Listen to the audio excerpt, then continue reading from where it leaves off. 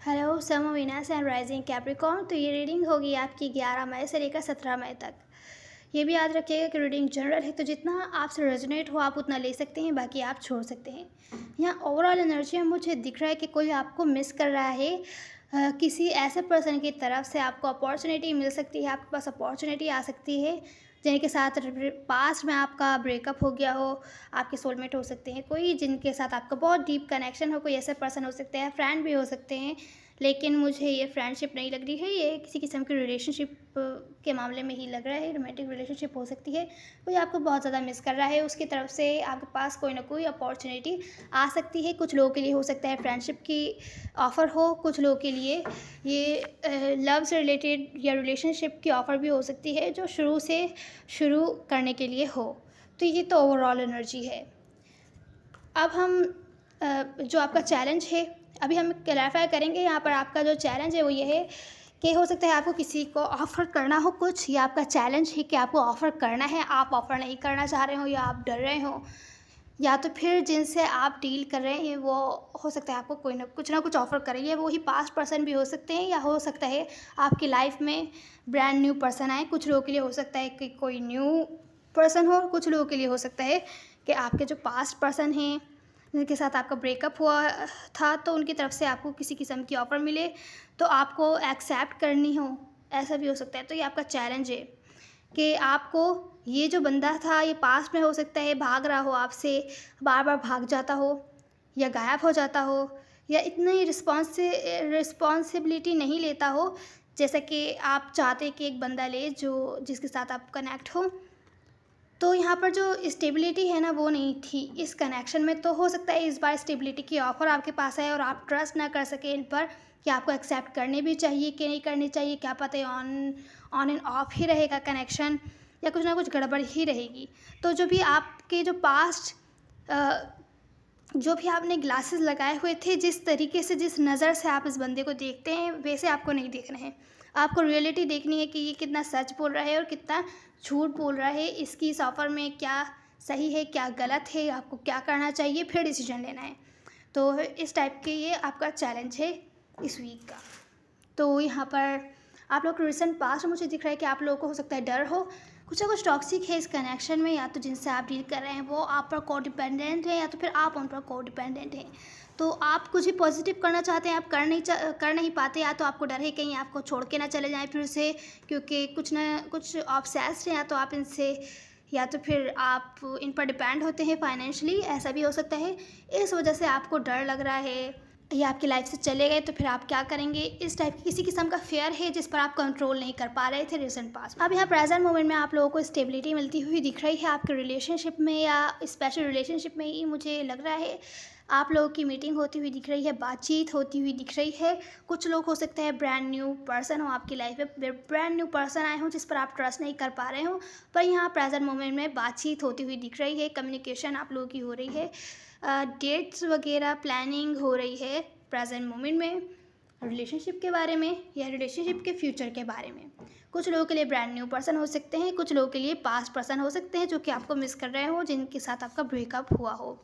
तो present moment में आपके रिलेशनशिप में स्टेबिलिटी आती हुई दिख रही है, एटलीस्ट उसके बारे में बातचीत होती हुई दिख रही है।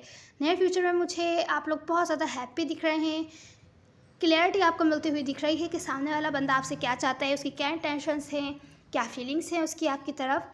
तो इस टाइप की हो सकता है वो आपसे कन्फेस करें, आपको बताएं। नियर फ्यूचर में आप लोग बहुत ही ज़्यादा हैप्पी और एनर्जी में दिख रहे हैं, आप लोग बहुत खुश हैं, और जो भी है आपको एक तरीके से इस सिचुएशन ने कुछ ना कुछ सिखाया है, ऐसा कुछ दिख रहा है। तो चलिए क्लैरिफिकेशन शुरू करते हैं कैप्रिकॉर्न।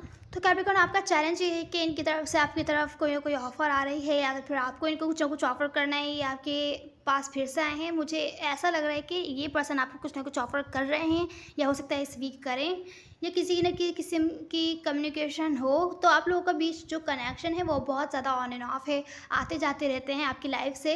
वो हो सकता है इस वजह से हो क्योंकि इनके पास फाइनेंशियल कोई ना कोई प्रॉब्लम है, फाइनेंशियली इंडिपेंडेंट नहीं है ये कम्प्लीटली, जो कि बनना चाहते हैं। तो फाइनेंशियल प्रॉब्लम है, मनी से रिलेटेड प्रॉब्लम, इनके होम से रिलेटेड प्रॉब्लम भी हो सकती है कि अगर इनके पास कोई होम वगैरह नहीं है, या तो फिर ये लेना चाहते हो, या तो फिर इनकी फैमिली मुझे यहाँ नहीं लग रही है। ये जो इनके खुद जो करना चाहते हैं, अगर ये खुद कोई होम लेना चाहते हैं या तो फिर फाइनेंशियली इंडिपेंडेंट बनना चाहते हैं, वहाँ कोई ना कोई प्रॉब्लम है। इस वजह से आप लोगों का कनेक्शन बहुत ज़्यादा ऑन एंड ऑफ रहता है।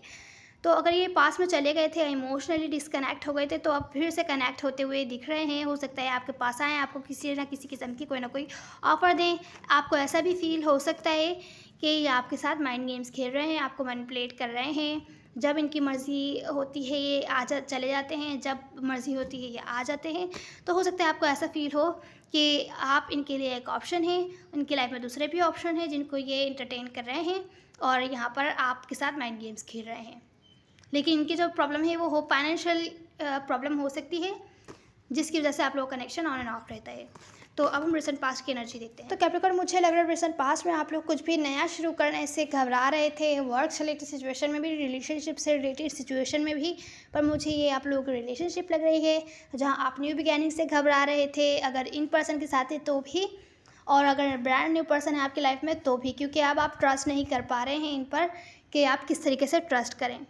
तो जो भी है, अब आप रिसेंट पास्ट में लॉजिकल बेसिस पर डिसीजन ले रहे थे, पर आपको बहुत ज़्यादा डर है कि जिस तरीके से पास्ट में सिचुएशन हुई थी, आप हर्ट हुए थे, आप फिर से वो सिचुएशन रिपीट ना करें फिर से।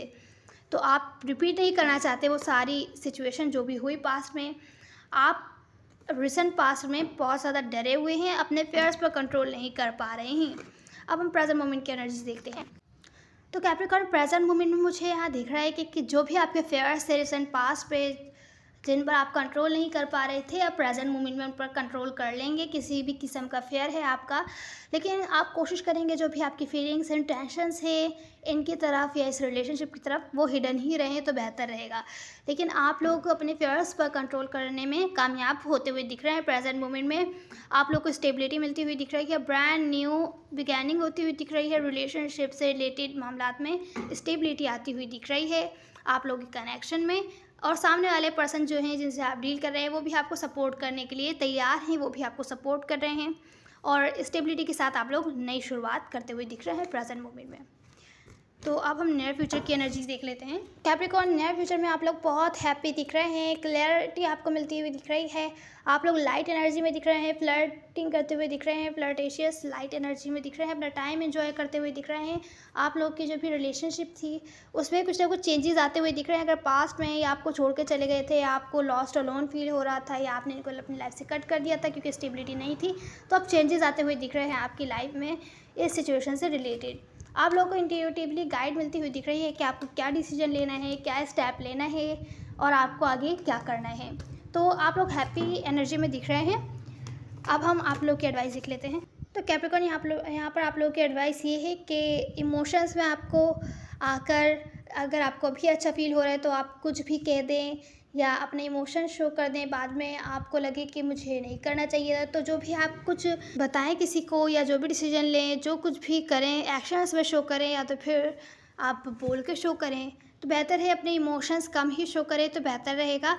कुछ टाइम स्पेस भी दीजिए जिनसे आप डील कर रहे हैं उनको भी, खुद को भी, अपने लाइफ पर ध्यान दीजिए। जो भी डिसीजन लीजिए या जो भी स्टेप लीजिए सोच समझ कर लीजिए। ऐसे चीज़ों पर अपनी जो लाइफ के इंटरेस्ट हैं, आपके हॉबीज़ वगैरह, या ऐसे काम जो आपको करने अच्छे लगते हैं, इस रिलेशनशिप पर भी ध्यान दीजिए। लेकिन यहाँ से ध्यान हटाकर आप उन चीज़ों पर भी ध्यान दीजिए जो आपको करनी चाहिए।